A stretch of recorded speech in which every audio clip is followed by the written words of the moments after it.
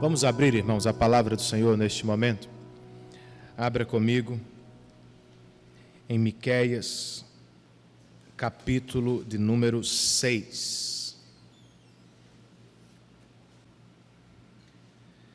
Miqueias, capítulo de número 6, nós vamos estudar todos os 16 versos deste texto.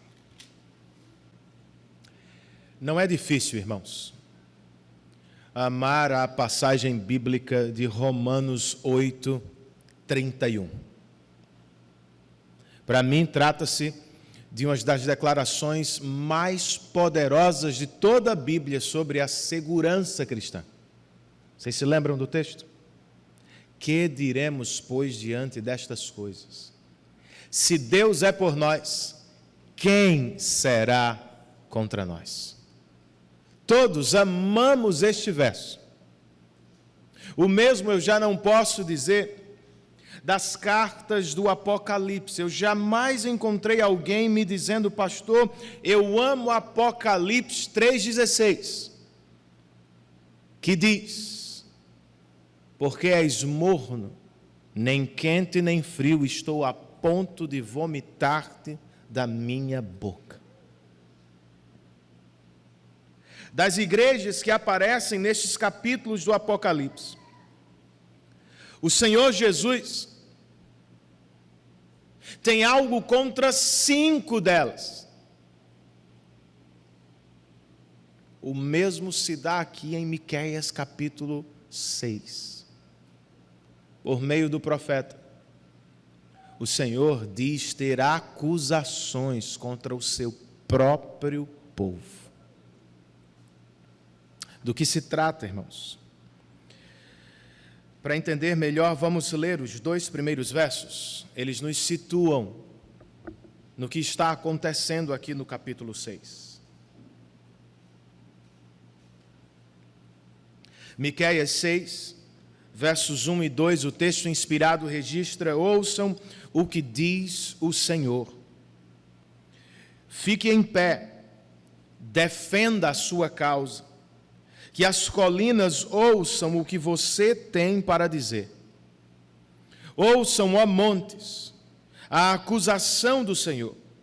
Escutem, alicerces eternos da terra, pois o Senhor tem uma acusação contra o seu povo.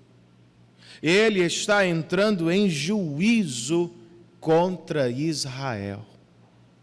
Vamos orar, irmãos?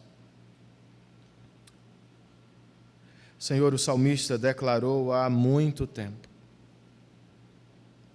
como pode o jovem manter pura a sua conduta? A resposta do salmista foi: vivendo de acordo com a tua palavra. É o que nós também queremos neste dia que se chama pelo teu nome. Nós queremos dar ouvidos à tua voz, Senhor. Queremos dar ouvidos à tua palavra, de modo que tenhamos uma vida pura e irrepreensível diante do nosso Deus. Espírito Santo, auxilia-nos. Este é um exercício espiritual.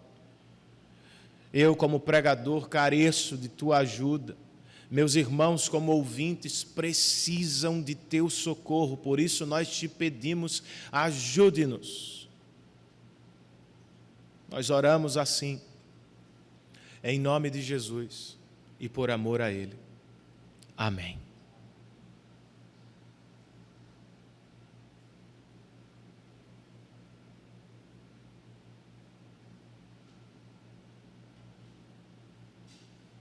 O cenário, irmãos, montado por estes 2 versos que acabamos de ler, é um tribunal.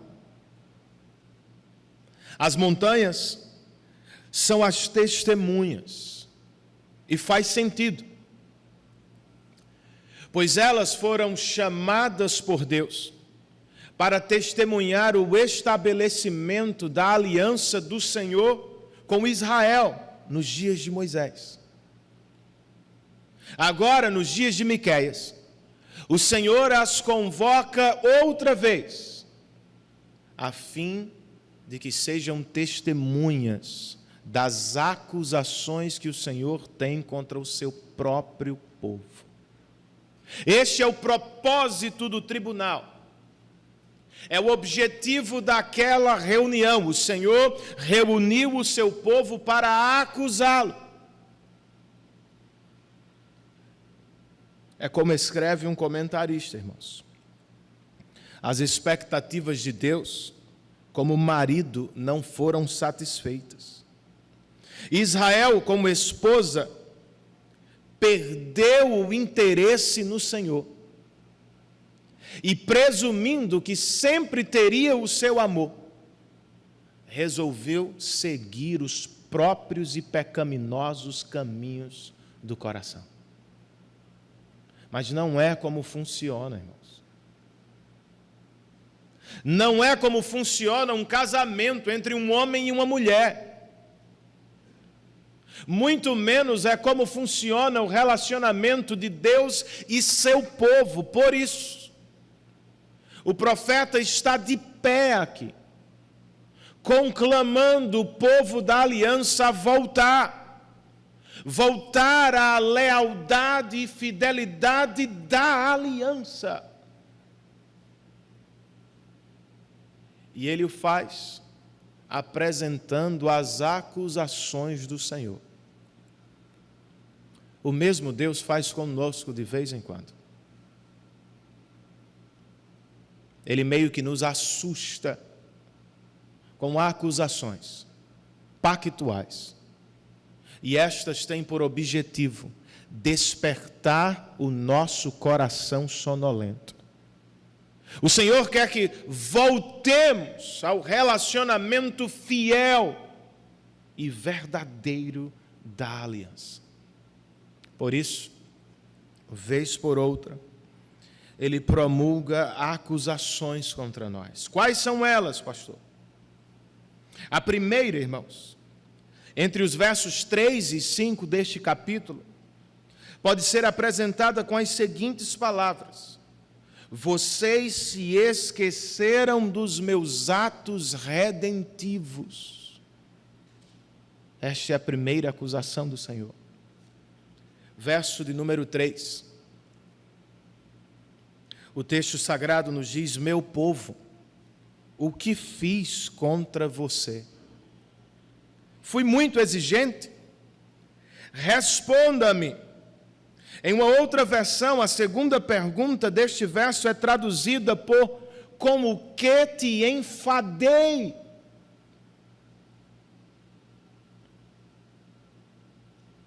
Aparentemente, irmãos, Israel havia se cansado do Senhor.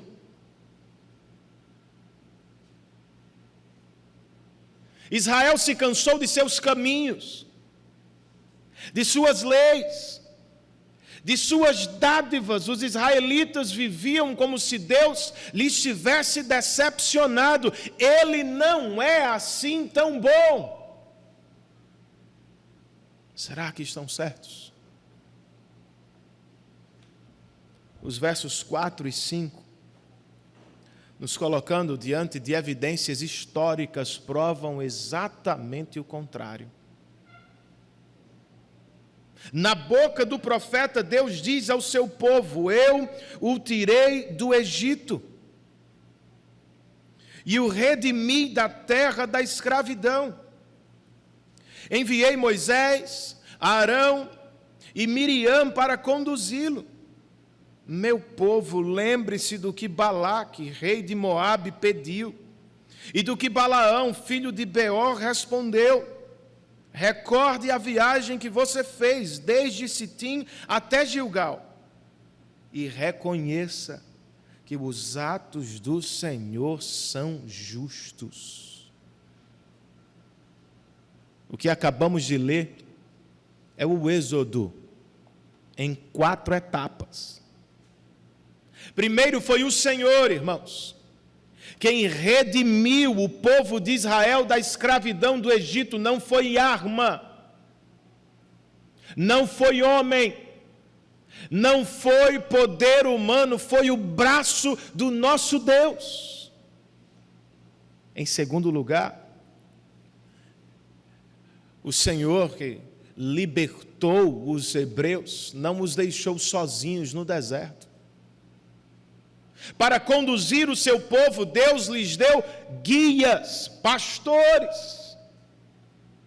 Além disso, ao longo do caminho, sempre que necessário, Deus interveio para proteger seu povo. Foi o que aconteceu nos dias de Balaque e Balaão. Balaque queria amaldiçoar o povo de Deus, mas o Senhor lhe resistiu. E na boca de Balaão, Deus transformou maldição em bênção, vocês se lembram? Por fim, foi o Senhor quem os acompanhou até as fronteiras da terra prometida. Lembrem-se da viagem de Sitim a Gilgal.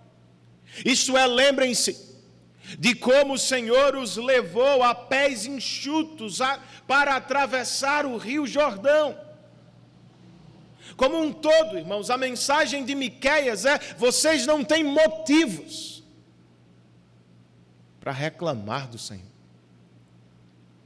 Como vocês podem cansar de um Deus tão bom e maravilhoso? O problema, claro, não está com Deus. Como sempre, está com o povo, que se esquece de seus atos redentivos e, consequentemente, acaba se afastando de seus compromissos com Deus. Eu gostaria de dizer que não é o que vivemos, mas vocês sabem que todos nós, às vezes, cansamos. Nós cansamos, por mais absurdo que pareça, nós cansamos de Deus. Vez por outra, nós cansamos de suas bênçãos. E decidimos sair por aí procurando as bênçãos e promessas deste mundo. Nós nos cansamos dos caminhos do Senhor. E resolvemos trilhar o nosso próprio roteiro, mas faz sentido, irmãos. Estamos certos. Deveríamos mesmo fazê-lo. Temos razões para murmurar contra o nosso Deus, para nos afastar dele. E mais importante ainda, como é que se combate este enfado pecaminoso da alma?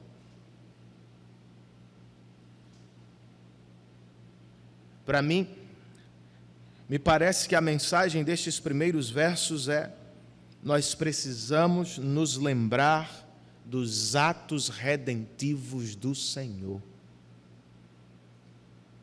Você se lembra, meu irmão, de quando o Evangelho o alcançou?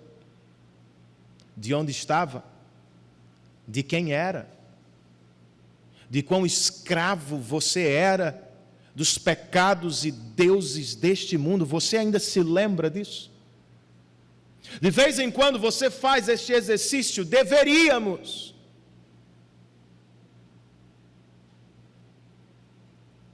Nosso último culto de oração, um irmão nosso, com lágrimas nos olhos, pediu a palavra e disse: eu quero agradecer a Deus por sua graça.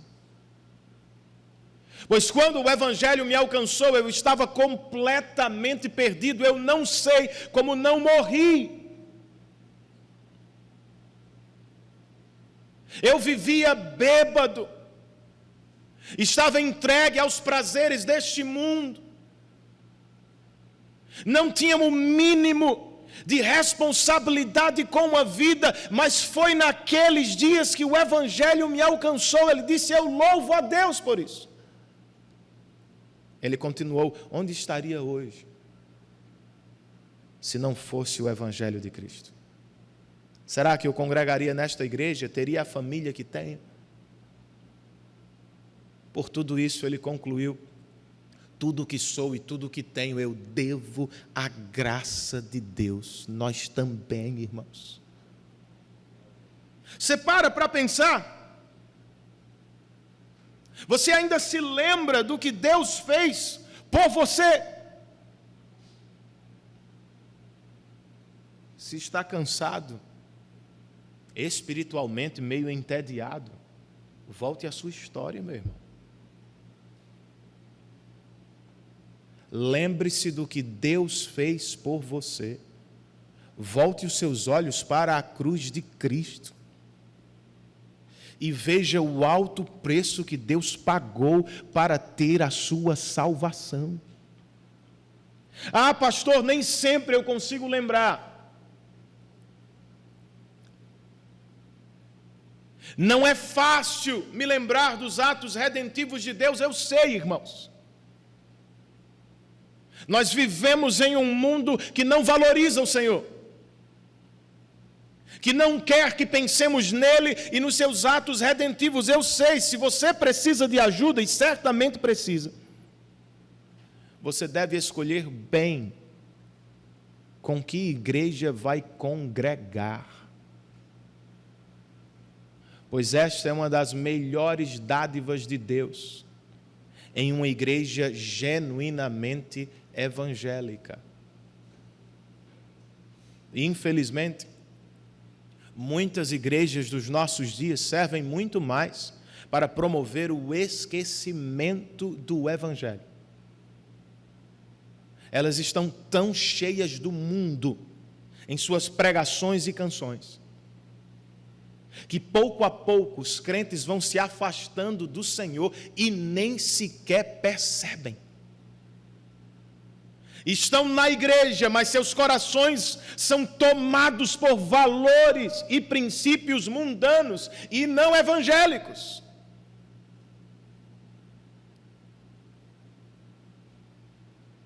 Não é o que deve acontecer, irmãos. Nós precisamos de igrejas que semana após semana nos aproximem do bem mais precioso que temos, Cristo Jesus, o nosso Salvador.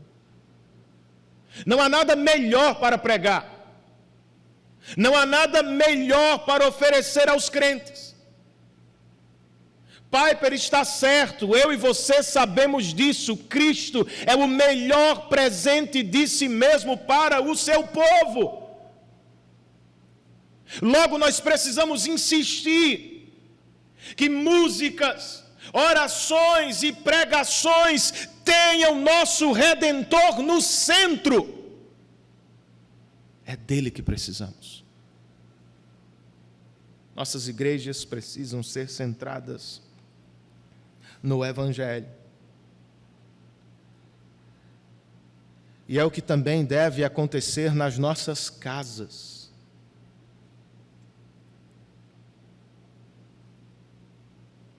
Pois o que comumente acontece é o seguinte: os filhos de crentes se acostumam com o Evangelho,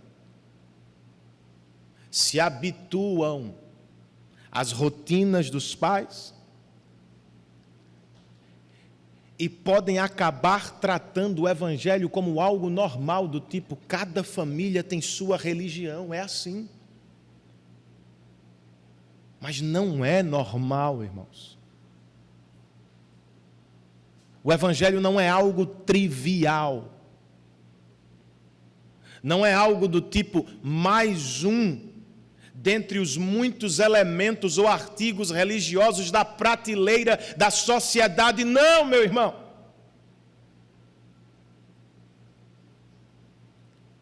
Nossos filhos precisam ouvir o Evangelho das nossas próprias bocas. Devem entender a história da redenção a partir da nossa história de conversão. Aliás, essa é a obra essencial de cada geração de crentes. Isso é o que não pode faltar. Nossa obra é recontar e transmitir as boas novas daquilo que Deus fez por nós em Cristo. Nós não podemos presumir que nossos filhos conhecem o Evangelho, ou que de fato amam nossa fé.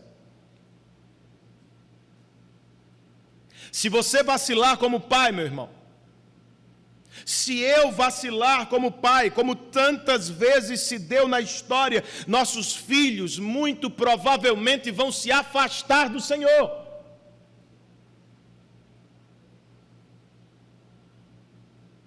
O povo de Deus mal tinha entrado na terra prometida, quando o autor de Juízes registrou o que eu tenho por uma das declarações mais tristes de toda a Bíblia. Ele disse no capítulo 2, verso 10, depois que toda aquela geração foi reunida a seus antepassados, a geração de Josué, Caleb, os grandes heróis da conquista, surgiu uma nova geração. E esta geração não conhecia o Senhor e o que Ele havia feito por Israel. Irmãos, isso é assustador. Toda vez que eu leio este texto, eu fico me perguntando o que é que esses pais estavam fazendo. E a resposta é clara. Eles se encantaram com a terra de Deus e se afastaram do Deus da terra prometida. Estavam tão ocupados com as bênçãos de Deus que não tiveram tempo para apresentar aos filhos o verdadeiro Deus. Nós não podemos vacilar, irmãos. Que o Senhor nos livre deste triste quadro de apostasia. E que o Espírito nos desperte para a obra que nos cabe, recontar as boas notícias do Evangelho também aos nossos filhos. No caso deste texto, os judeus haviam se esquecido, irmãos, de apreciar os atos históricos e redentivos do Senhor. Foi a primeira acusação de Deus. Qual é a segunda? Ela está entre os versos 6 e 8. Vocês se afastaram da verdadeira adoração.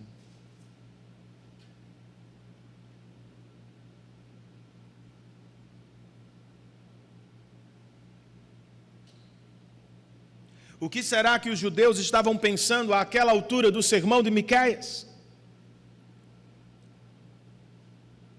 Eles entenderam. O Senhor quer restaurar o relacionamento pactual.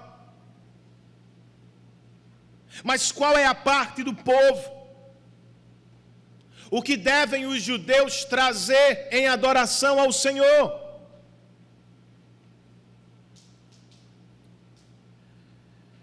Nos versos 6 e 7, o profeta se coloca no lugar do povo e pergunta: com que eu poderei comparecer diante do Senhor e curvar-me perante o Deus exaltado? Deveria oferecer holocaustos de bezerros de 1 ano? Ficaria o Senhor satisfeito com milhares de carneiros, com 10.000 ribeiros de azeite? Devo oferecer o meu filho mais velho por causa da minha transgressão, o fruto do meu corpo por causa do pecado que eu cometi? Em parte, os judeus estão certos. Ao se aproximar do Senhor exaltado, eles precisam se curvar. E eles devem lhe trazer ofertas.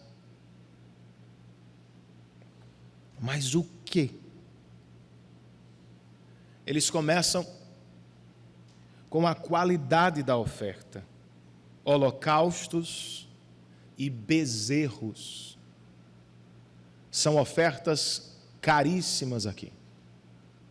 Pois holocaustos, irmãos, são aquelas ofertas queimadas completamente no altar de Deus. Nada era repartido com o povo. Esta oferta queimava integralmente para Deus. E uma vez que os bezerros podiam ser sacrificados a partir do 7º dia de vida, o bezerro de 1 ano era considerado uma oferta valiosíssima. Será que o Senhor ficaria satisfeito com a qualidade desta oferta? Da qualidade eles partem para a quantidade, irmãos. Eles mencionam, como lemos, milhares de carneiros e 10.000 ribeiros de azeite, fazendo-nos lembrar dos enormes sacrifícios que o rei Salomão ofereceu ao Senhor. Será que é isto? Será que Deus ficaria satisfeito com este enorme culto? E por fim eles levam sua lógica à última consequência. Deveríamos sacrificar nosso primeiro filho. Eles sabem que trata-se de algo abominável aos olhos do Senhor. Mas talvez estivessem pensando no que Abraão quase fez com Isaque no Monte Moriá, para revelar seu amor por Deus. Será que o Senhor ficaria satisfeito com algo deste tamanho? Esse povo parece perdido, irmãos. O que é que Deus quer de nós? Isto ou aquilo? Os judeus não precisavam andar perdidos, pois segundo Miqueias, verso de número 8, o Senhor já mostrou a você, ó homem, o que é bom e o que o Senhor exige. Pratique a justiça, ame a fidelidade e ande humildemente com o seu Deus. Eis o que Deus queria deste povo.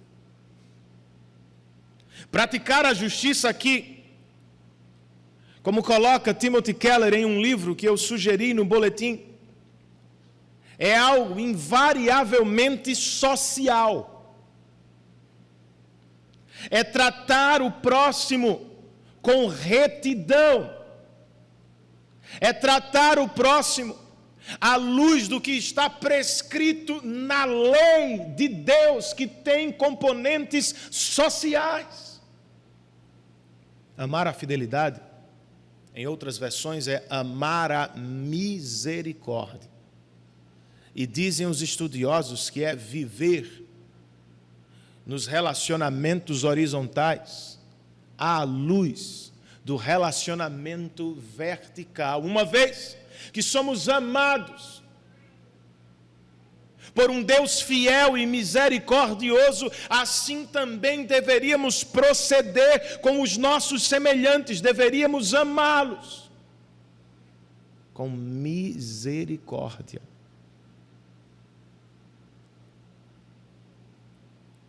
E andar humildemente com Deus é, como colocou alguém, andar em circunspecção. Ou seja, é agir na percepção da santidade de Deus. O que fazemos em todos os minutos da vida, fazemos diante dele.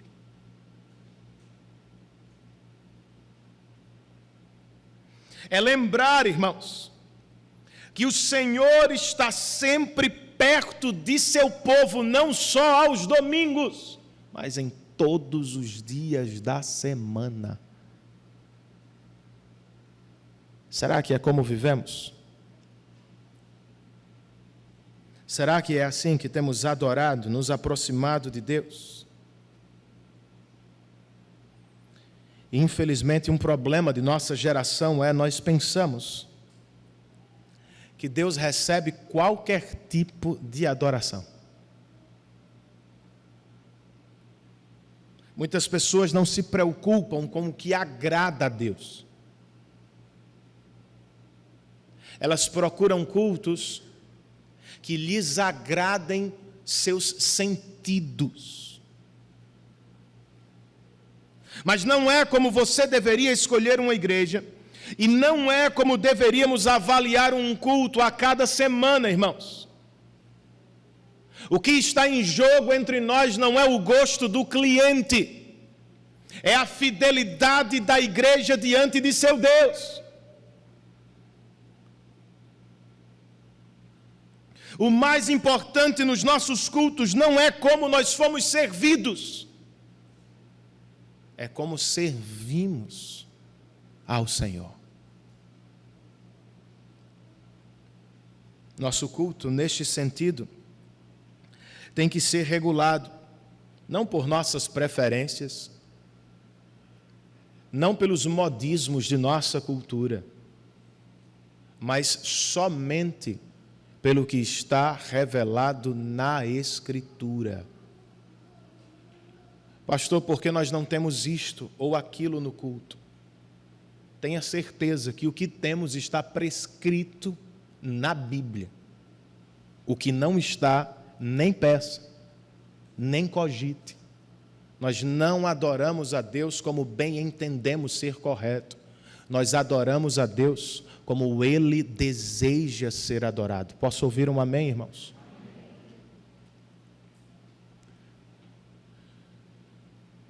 Agora, o que interessa a Deus não é apenas o que fazemos no culto. Este é outro problema de nossa geração. Nossa ideia, às vezes, é, desde que o culto aos domingos seja bíblico, nós estamos bem com Deus durante a semana.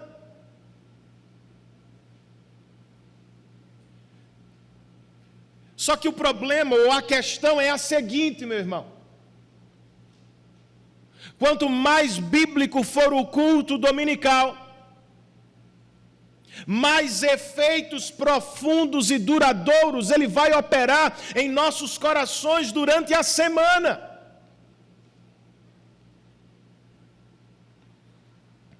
Nossa adoração, então, não é restrita ao dia do Senhor. Ela começa no domingo, mas nos acompanha por todos os outros dias. Nossa adoração a Deus não é departamentalizada. Aos domingos nós adoramos a Deus, de segunda a sexta nós adoramos a Mamon, por exemplo. Não, irmãos. A adoração reformada é integral, holística. Nós adoramos a Deus de um jeito no domingo, mas seguimos adorando a Deus de segunda a sábado em tudo que fazemos e vivemos. Foi por isso que ao início de Romanos, capítulo 12, o apóstolo Paulo escreveu: irmãos, rogo pelas misericórdias de Deus que vocês se ofereçam em sacrifício vivo, santo e agradável a Deus, pois este é o culto racional de vocês.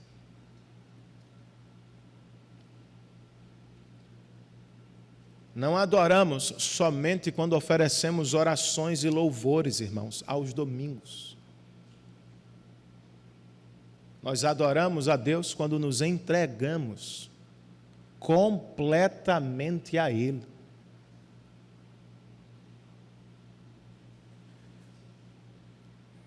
E esta entrega não é vista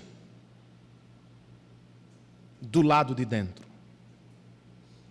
Ela é vista do lado de fora. À medida que nós levamos uma vida justa, misericordiosa e humilde. Quer avaliar sua piedade? Quer saber quão crente você é? Não basta olhar para a frequência dominical, por mais importante que ela seja. O único elemento para avaliar sua piedade não deve ser leitura da palavra e oração. São muito importantes, mas não são os únicos elementos. Pergunte-se nesta manhã: nos meus relacionamentos eu sou justo? Você tem implicações aqui das mais amplas possíveis. Comece por sua casa. Você trata a sua esposa como o Senhor espera que você a trate? Você cuida de seus filhos de maneira justa, como o Senhor espera que você cuide? Você que é patrão, você cuida de seus funcionários, os lidera de maneira justa, não somente segundo as leis dos homens, mas principalmente segundo as leis do Senhor.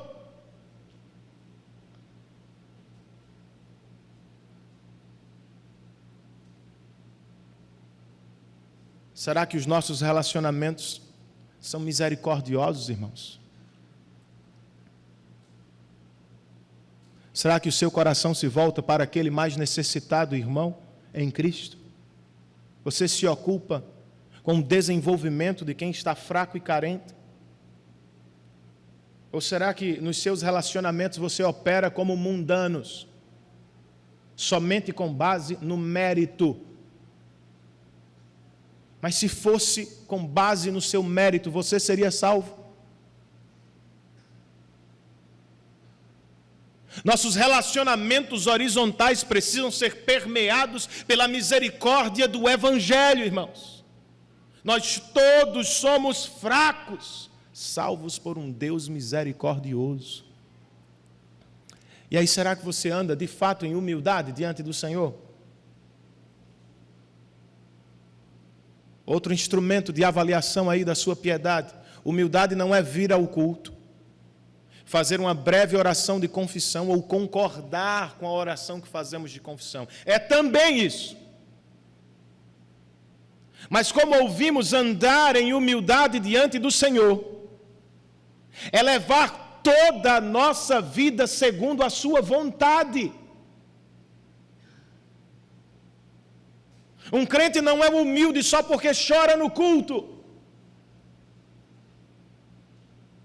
Um crente é humilde quando leva toda a sua vida sob a mão e orientação de Deus. Tudo, completamente o que fazemos, irmãos, deve ser submetido à palavra de Deus.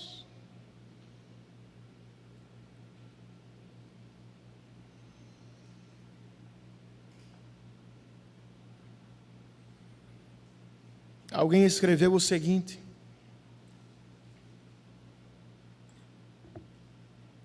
apenas o orgulho insiste em ocupar o primeiro lugar, mas a verdadeira fé cede o primeiro lugar a Deus em tudo. Você é humilde assim, meu irmão? Este é o... Irmãos, nós estamos falando de um milagre. Um milagre. E só quem vive assim é alguém que foi verdadeiramente alcançado por Deus ou nasceu de novo por meio do Espírito. Amar o próximo como a si mesmo não é obra de homens. É um milagre do Espírito.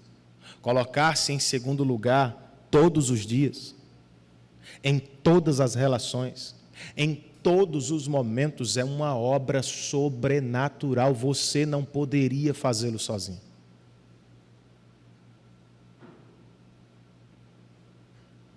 Voluntariamente dobrar seus joelhos diante do Senhor, reconhecer-se fraco, carente, pobre, nu, cego, é obra do Espírito. Eis uma evidência, uma prova de salvação pela qual deveríamos buscar em nossas próprias vidas. Nós somos autocentrados ou nós somos centrados em Deus?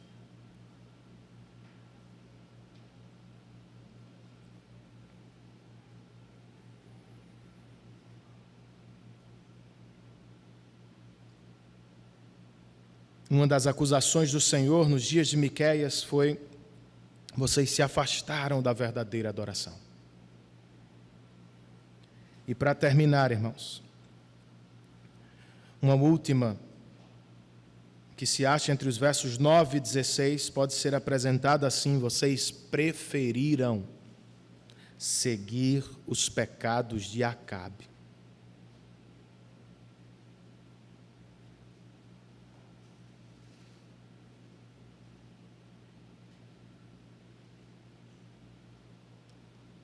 Nos nossos dias, os ditos profetas, por vezes, são aclamados, muito queridos, ricos, aplaudidos, famosos, né? Os profetas bíblicos, na maioria das vezes, eram rejeitados, não eram ouvidos, eram vistos como incômodos ao bem social. Miqueias era assim, irmãos. O povo queria que ele desaparecesse, mas ele insistia. Ao final deste capítulo, ele parece estar gritando e de pé. Versos 9, 10, 11 e 12. A voz do Senhor está clamando à cidade.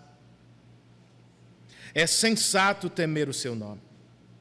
Ouçam, tribo de Judá e assembleia da cidade.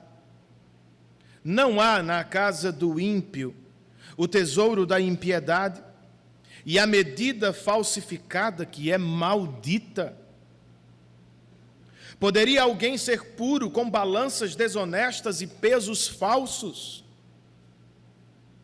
Os ricos que vivem entre vocês são violentos. O seu povo é mentiroso e as suas línguas falam enganosamente. Eis o retrato, irmãos, de uma igreja que se afastou de seu Deus.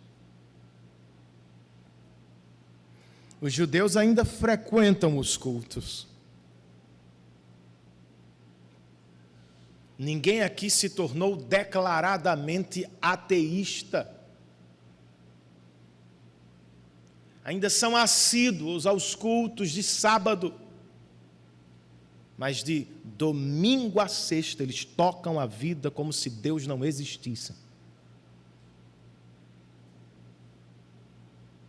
Miqueias sabe disso. Deus melhor sabe disso. E por meio de seu profeta está dizendo ao povo: eu não fui embora. Eu ainda estou no meio da minha cidade. E vocês podem ter mudado a ética segundo os padrões deste mundo. Eu não mudei.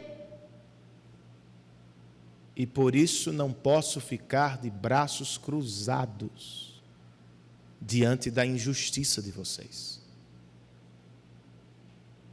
Verso de número 13, irmãos. Por isso, eu mesmo os farei sofrer, e os arruinarei por causa dos seus pecados. As pessoas às vezes gostam de culpar Deus por sofrimentos, histórias complicadas. Mas percebam o que o Senhor está dizendo ao seu próprio povo: eu terei de puni-los, eu vou discipliná-los, vocês vão sofrer, mas a culpa não é minha, é de vocês, por causa dos seus pecados. Como é que vai se dar esse juízo sobre o povo de Deus? Versos 14 e 15. Vocês comerão, mas não ficarão satisfeitos. Continuarão de estômago vazio. Vocês ajuntarão, mas nada preservarão. Porquanto o que guardarem a espada entregarei. Vocês plantarão, mas não colherão. Espremerão azeitonas, mas não se ungirão com um azeite. Espremerão uvas, mas não beberão o vinho. Em uma frase, irmãos, estes versos retratam uma prosperidade maldita.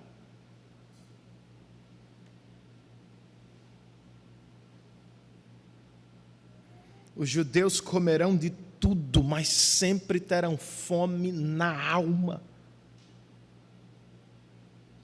Ajuntarão em seus celeiros, mas jamais ficarão satisfeitos. Beberão do melhor vinho de Israel, mas nunca se darão por plenamente felizes. E é claro que nós precisamos perguntar: o que foi que deu errado? Porque eles são tristes em meio à abundância. Que loucura, não? Tristes em meio à abundância. Verso 16, irmãos, nos explica ou nos dá a razão por trás deste sofrimento. Este é o problema. Vocês têm obedecido aos decretos de Omri e a todas as práticas da família de Acabe. Têm seguido as tradições deles. Por isso os entregarei à ruína e o seu povo ao desprezo.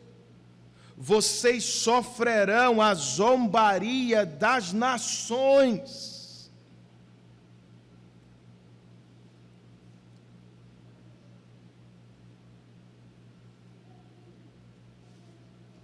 O que Judá está vivendo a esta altura começou muitos anos antes, com reis ímpios, que resolveram tornar a idolatria pagã algo reconhecido e normal.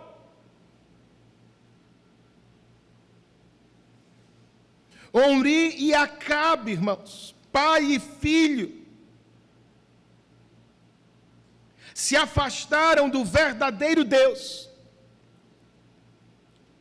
E, consequentemente, mesmo religiosos, adotaram um estilo de vida secularista.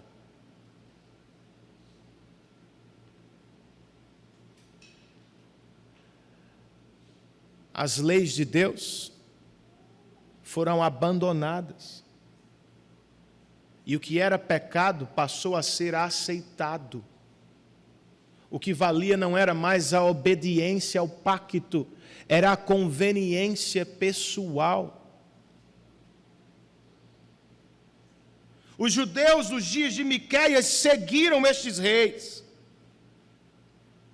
E por isso, o povo que deveria ser luz para as nações, vai se tornar zombaria no meio das nações. É o que você quer para você e sua família? Que as pessoas façam chacotas e brincadeiras com o seu nome. E muito mais sério, com o nome do seu Deus. Nós vivemos isto mais do que gostaríamos, infelizmente, irmãos. Os crentes estão loucos para viver o que o mundo vive, para adotar seus padrões e princípios. E às vezes eles esperam que o mundo os aplauda. Olha, esse crente tem a mente tão aberta. Esse crente é tão diferente daqueles que eu conheci. Esse crente é tão moderno. Mas não é o que acontece, irmãos. Muito comumente o mundo não nos aplaude. O mundo zomba de crentes que adotam padrões mundanos. Pois até incrédulos sabem que nós deveríamos ser diferentes.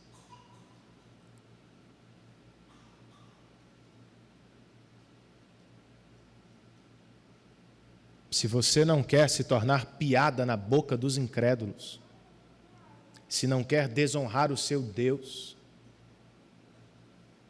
tome nota, tudo começa com uma postura secular.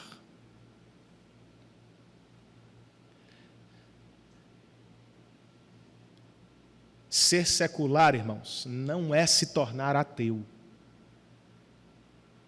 É afastar Deus de momentos e ambientes de nossa vida. É adotar uma postura dicotômica que separa as coisas. O que fazemos na igreja é para Deus, mas o que fazemos no trabalho, na família, não é da conta dele. Aqui toco eu.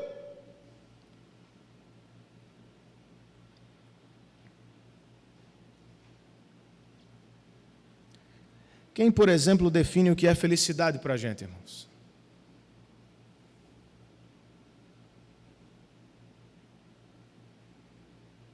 Os roteiristas e atores da TV? Que promovem a suposta libertação das amarras tradicionais? Ou Jesus? Quem nos ensina sobre a verdade? Nossos professores universitários, muitos deles, no mínimo, agnósticos? Ou Deus, em sua revelação bíblica, se expuser sua mente aos conselhos deste mundo, se entregar o seu coração aos amores de nossa era, você vai seguir Acabe e Jezabel e vai terminar como os judeus dos dias de Miqueias. Vai experimentar prosperidade vazia, riqueza fútil. Não é o que os incrédulos vivem, irmãos. E não é o que vivemos quando decidimos segui-los. Por mais que juntemos, estamos sempre ansiosos quanto ao dia de amanhã. Por mais que comamos e bebamos do melhor desta terra, sempre queremos mais. Trabalhamos tanto, mas ao mesmo tempo experimentamos tão pouca alegria. Nossas barrigas estão tão cheias, porque não nos satisfazemos, temos tantas coisas, mas por que não desfrutamos de paz? O que é que faltava a esta Jerusalém cheia de ouro? E o que é que está faltando na sua casa, meu irmão? Na minha? O que nos falta é a bênção de Deus, queridos. Nas palavras de Salomão, no Salmo de número 127, se não for o Senhor o construtor da casa, será inútil trabalhar na construção. Se não é o Senhor que vigia a cidade, será inútil a sentinela montar guarda. Será inútil levantar cedo e dormir tarde, trabalhando arduamente pelo alimento, pois o Senhor concede o sono àqueles a quem Ele ama.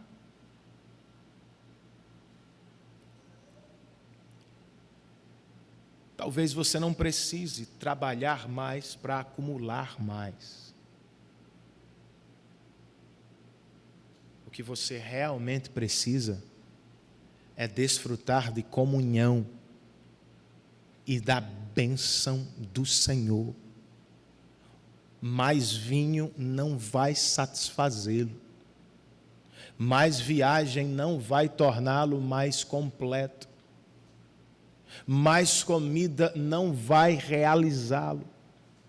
Só Deus, por meio de Cristo, pode dar descanso à alma e alegria ao coração. Nós precisamos nos voltar para Deus, irmãos.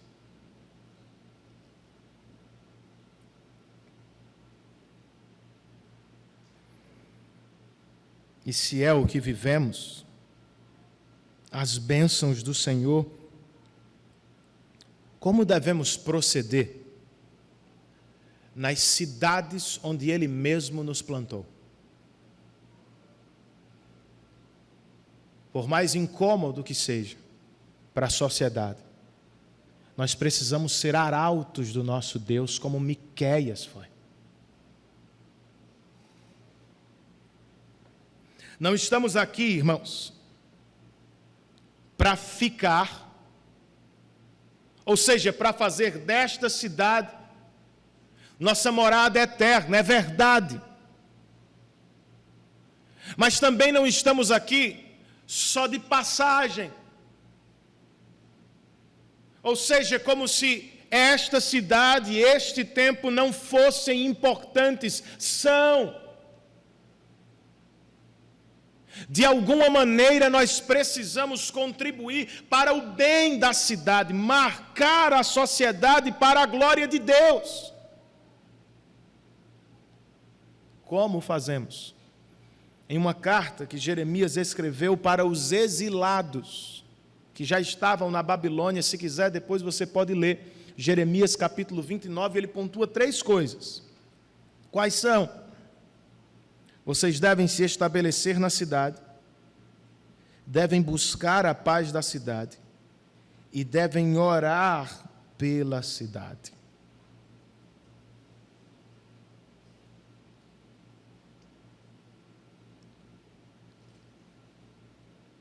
Vivemos há décadas o êxodo, famoso êxodo rural, e nos nossos dias temos o êxodo das grandes cidades, está todo mundo correndo delas para o interior,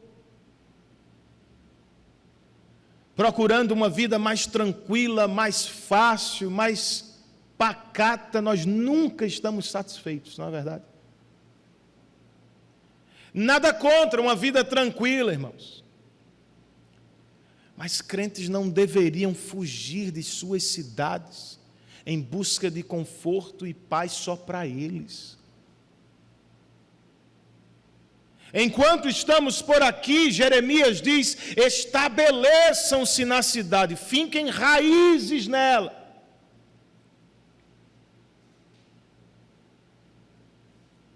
Vez por outra eu converso com alguém que me diz: eu quero ir embora para os Estados Unidos, para a Europa, eu quero uma vida mais tranquila. Faz sentido, irmãos, quando precisamos fazê-lo. Quando não temos oportunidades, quando nossa família precisa, ou quando aquela outra nação precisa do Evangelho mais do que a nossa.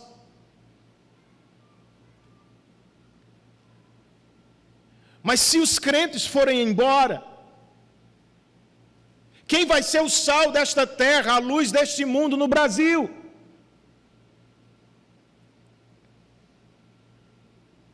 Nós não precisamos necessariamente procurar outro lugar para viver. Nós precisamos viver melhor no lugar que Deus já nos plantou. Sejamos justos, honestos, fiéis a Deus, onde Ele já nos colocou. E, irmãos, nós reclamamos muito de políticos, de governantes, de líderes, do sistema, deste, daquele outro. Eu sei que a coisa é complicada mesmo. Mas a ordem do Senhor não é esta. Orem pela paz da cidade onde vocês estão. Sodoma e Gomorra estavam para ser consumidas pelo fogo da ira de Deus. Abraão não fez piada. Abraão não ficou feliz com isso, irmãos. Ele ficou até o fim intercedendo junto a Deus por aquelas pessoas.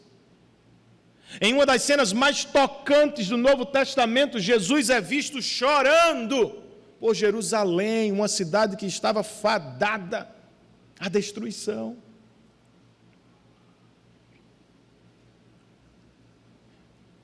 Enquanto há tempo, irmãos, enquanto aguardamos o retorno do nosso Salvador, há esperança para os nossos vizinhos. Proclamemos o Evangelho da paz e oremos ao Senhor pela conversão dos nossos patrícios. Não só reclame, ore a Deus por isso, para que estes vizinhos que temos também desfrutem de paz com Deus. Voltando deles para você, convidado, frequentador de nossa igreja, você que está nos assistindo pela transmissão. Você já desfruta de paz com Deus?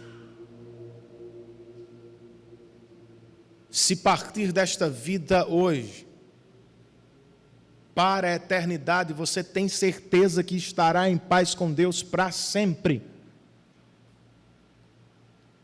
Eu não sei, pastor. Onde eu encontro a resposta? Uma dica é: procure a resposta na paz que você já tem, ou na paz que você gostaria de ter. Cristãos também sofrem, também ficam doentes, também perdem amigos, familiares. Cristãos também estão sofrendo nesta pandemia. Mas porque estão em paz com Deus por causa de Cristo, em um mundo agitado e perturbado, cristãos já desfrutam da paz, que excede todo entendimento. Se é o que quer, amigo, entenda e receba a oferta que Deus fez por nós em Cristo. Vocês se lembram que mais cedo eu mencionei os sacrifícios dos judeus. Eles queriam oferecer muitos e caros sacrifícios, mas o Senhor não quer recebê-los. Em parte porque os judeus estavam barganhando. E porque se esqueceram do significado do sacrifício, irmãos. O animal sacrificado no altar não pode ser uma foto da força e do poder humano. O sacrifício foi instituído para ser uma foto do poder e da força do Salvador. O cordeiro não dizia: Deus, eis o presente do povo ao Senhor. Não. O cordeiro dizia ao povo: eis o presente de Deus para vocês. Deus está punindo o cordeiro para dar a vocês perdão de pecados. Foi o que aconteceu na cruz, amigo. Em última análise, não é você quem traz um presente para Deus. É Deus que em Cristo se deu como o melhor presente do seu coração. Tudo o que fazemos depois disso, não fazemos para conquistar, fazemos porque fomos conquistados. Não é necessariamente obrigação, ou adoração que barganha, é gratidão. Nós nos entregamos em sacrifício a Deus, tudo que somos e temos, porque Ele primeiro fez o mesmo por nós, irmãos. É como coloca o apóstolo Paulo, e com isso eu termino. Fui crucificado com Cristo. Assim já não vivo mais eu, mas Cristo vive em mim. E a vida que agora vivo no corpo, vivo-a pela fé no Filho de Deus, que me amou e se entregou por mim. Percebem o movimento? Eu vivo assim, para Ele, porque primeiro Ele me amou e se entregou por mim. Entregue-se aos cuidados do Deus que entregou o próprio Filho para a sua salvação. E sigamos fazendo isso, crentes, todos os dias da nossa vida. Entreguemo-nos a Ele diariamente. Vivamos toda a nossa vida como um culto para Deus, pois Ele entregou o que tinha de mais precioso para nos salvar em Cristo. Curvemos as nossas cabeças, irmãos. Pensemos e oremos ao Senhor a partir do que ouvimos nesta semana ou nesta manhã.